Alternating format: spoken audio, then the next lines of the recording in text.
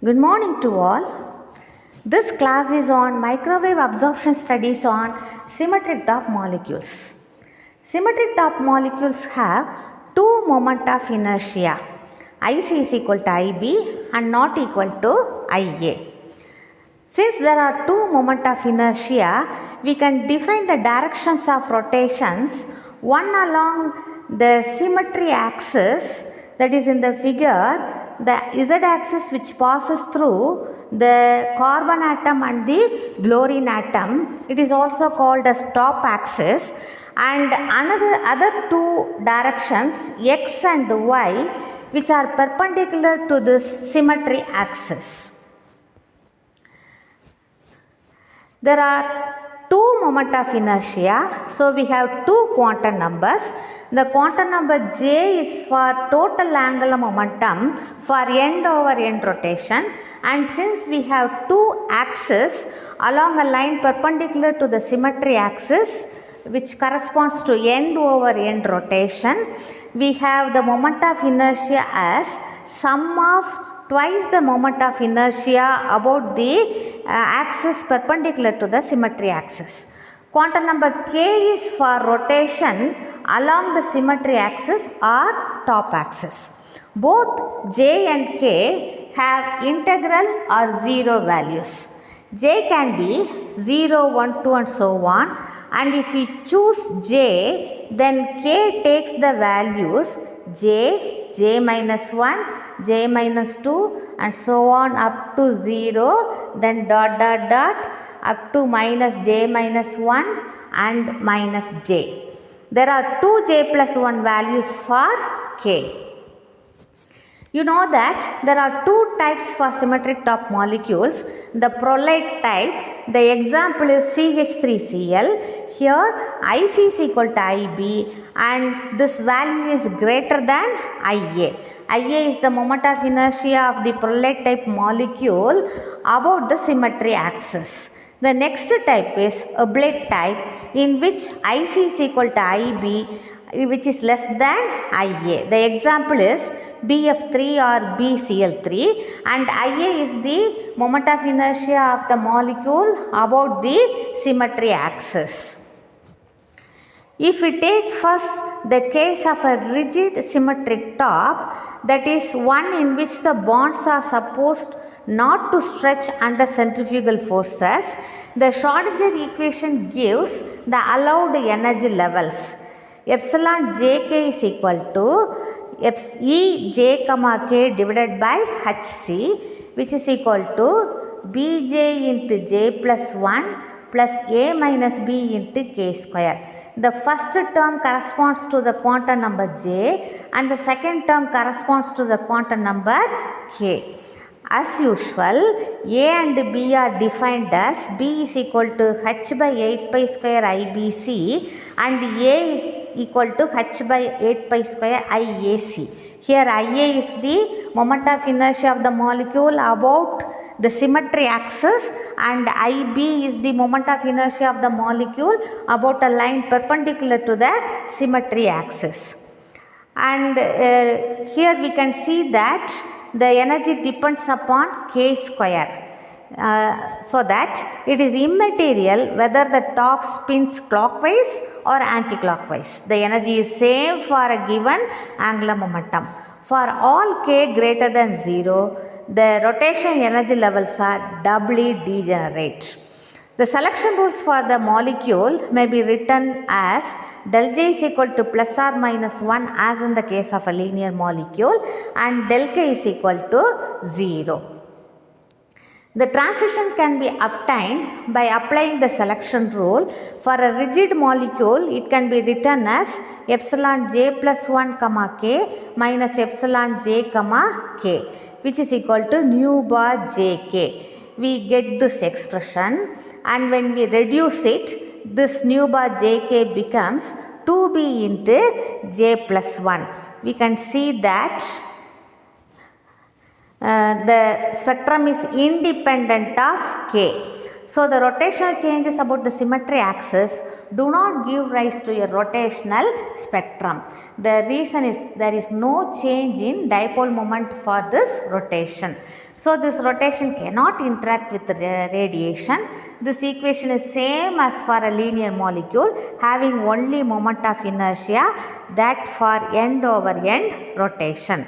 For a non-rigid molecule, we have to include the correction terms with dj, djk and dk. So we can write epsilon jk like this. Then we have to write epsilon j plus 1 comma k. Then for a transition or for the spectrum, we can write nu bar jk is equal to epsilon j plus 1 comma k minus epsilon j comma k. We get this expression for nu bar jk. The first term is 2b into j plus 1, which is for a rigid rotation. The other two terms contain dj and djk, so it stands for non-rigid rotation. The last term contains k square. The spectrum of a non-rigid rotor therefore depends on k, and hence the axial rotation, although such rotation produces no dipole change. Figure illustrates the methyl fluoride for k is equal to 0. For k is equal to 0, it is a rigid molecule, so the rotation will not give rise to the spectral line. When k is greater than 0, the molecule is distorted because the CH bond changes and the HCH angle also widens. So the moment of inertia differs. When the moment of inertia changes for end over end rotation, it will be giving the absorption line. We can write the equation for wave number as nu bar jk is equal to 2j plus 1 into b minus 2dj into j plus 1 the whole square minus djk into k square. So here we can see that the correction terms dj and djk will be modifying the value of b. Okay, so since j is associated with 2j plus 1 values of k, we will be having 2j plus 1 components. In the next slide, we can see the spectrum for different j and k values. First consider j is equal to 1. When j is equal to 1, k is equal to 1 and 0. K takes 2 values. So we get two spectral lines approximately in the wave number region 3.4 centimeter inverse 1. When j is equal to 2, k take 3 values 2, 1, 0, and we will be getting the spectral line approximately in the wave number position 5.1 centimeter inverse 1. When j is equal to 3, k takes the values 3, 2, 1 and 0. So we get 4 spectral lines approximately in the frequency region 6.8 centimeter inverse 1.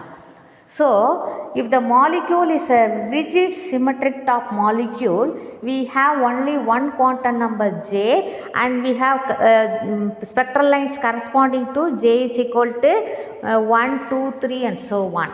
If the molecule is a non-rigid molecule, then for each j value, we have different k values. J is equal to 1, we have 2 values for k. J is equal to 2, we have 3 values for k. J is equal to 3, we have 4 values for k. So we will be getting the spectral lines corresponding to the quantum numbers j and k. So for non-rigid molecules, both j and k will be contributing for the spectral lines.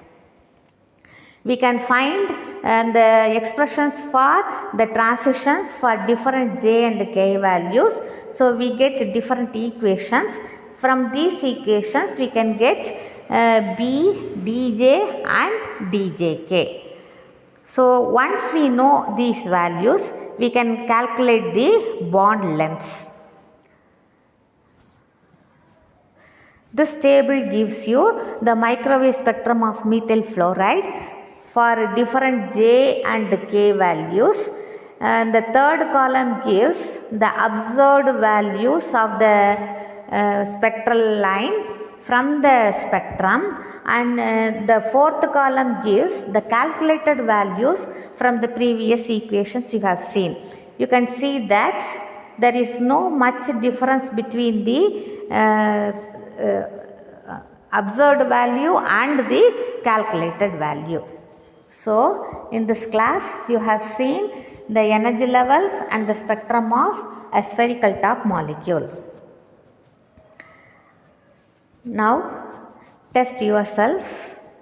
Which of the molecules below is a proline symmetric top molecule? Thank you.